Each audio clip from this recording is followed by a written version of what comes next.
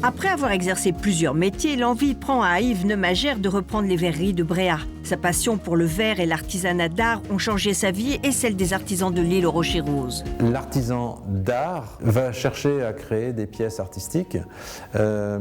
Donc en ce sens-là, il est aussi un artiste. Il va pouvoir éventuellement faire des pièces uniques, mais son métier d'artisan va faire que les pièces artistiques, il va chercher à les décliner et il va chercher à les développer. En mêlant son geste artisanal et sa capacité à créer des pièces artistiques, va essayer d'être en phase avec le public, voire de créer la demande du public en créant des œuvres. Boutons de porte, de meubles, objets de décoration mêlant le verre aux métaux parfois précieux et surtout boules d'escalier peu ordinaires sortent des ateliers et retiennent immédiatement l'intérêt.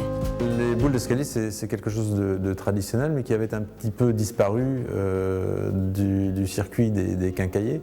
Et un jour, ici, on a eu une demande. On nous a demandé de faire des boules d'escalier, ce qu'on ne savait pas faire. Et finalement, on a fait des boules d'escalier à notre façon. Ça a été un vrai succès. Donc les boules d'escalier sont devenues pour nous quelque chose de très important.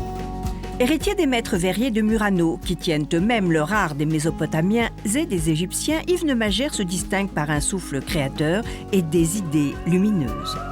Bien, ici, on a l'atelier de travail à chaud, en fait un atelier de soufflage, dans lequel travaillent en ce moment Mallory et Mathieu.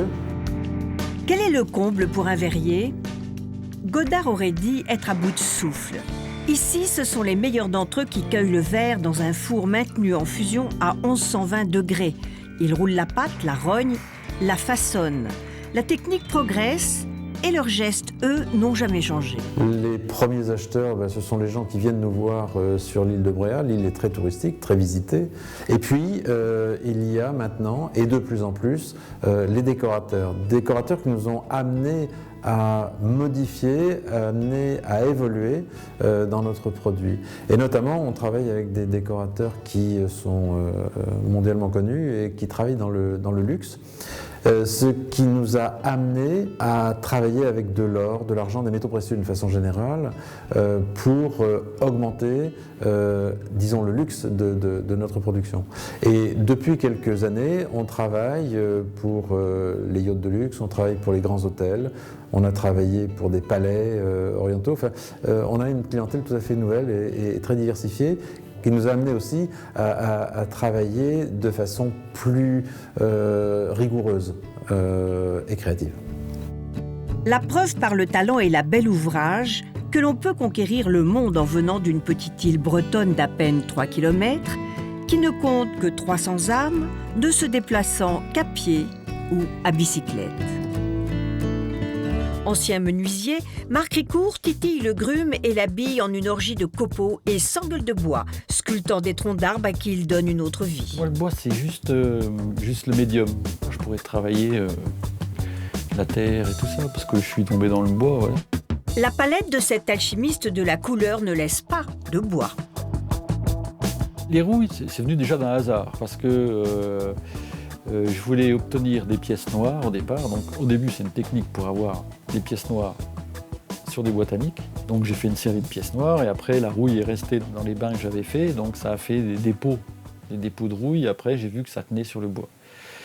Et ça m'a vachement intéressé parce que je retrouvais dedans des couleurs de terre et d'oxyde, par exemple, dans des vieux objets africains et tout ça. Je ne connaissais pas beaucoup le travail du tournage sur bois. C'était un outil qui m'a toujours plu, parce que je l'ai vu faire, mais sans jamais le pratiquer. Et un jour, quand j'ai eu du temps, de la place, j'ai acheté cet outil, tour à bois. Et en même temps, je prenais des cours à l'école des Beaux-Arts, où je travaillais aussi la texture et la matière sur des toiles ou autres.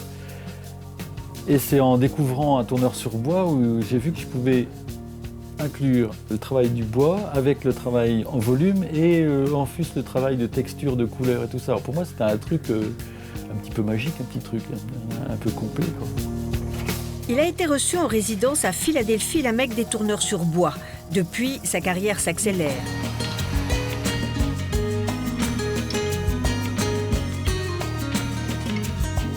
J'ai pas de soucis existentiels et j'ai pas d'envie qu'ils me pourrissent la vie.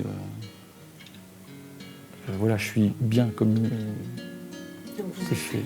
Ouais, je pense. Ni Bobo, ni Baba cool, mais un artiste fait du meilleur bois.